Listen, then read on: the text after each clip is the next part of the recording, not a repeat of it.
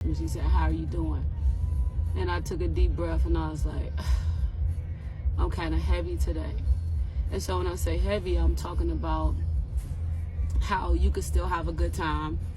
You could still, be busy. But when you're dealing with grief, you learn to live through it. You feel the pain. You can feel it.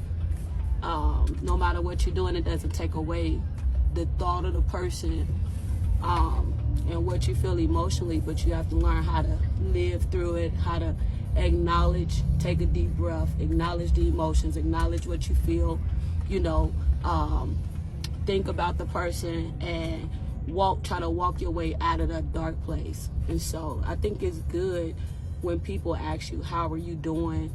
And give you a chance to articulate what you feeling. So that's just something, like a quick tip for people who hang out with people who are grieving. How to handle people when they're grieving.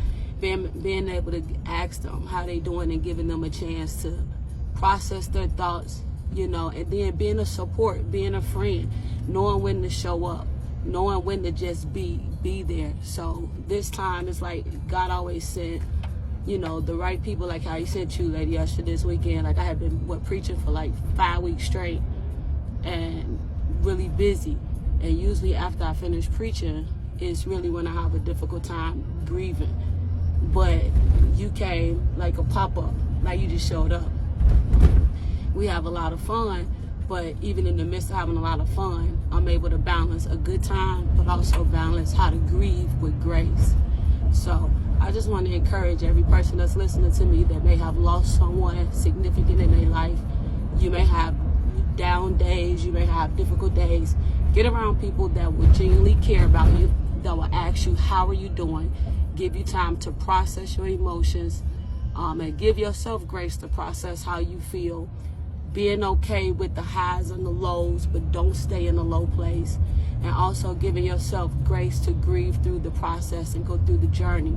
And having friends who will not just be there when the crisis happens, but who have endurance to be there with you through the process and the journey of a grieving period. So this just behind the scenes of what you guys see in my stories, the happiness, the goodness, the preaching, the prophesying, the laughter, but also knowing in the midst of all this, I am broken, I am grieving, but I'm grieving with grace. And so I just want to take a pause and give you guys behind the scenes of my heart. I love y'all. I hope that blessed you.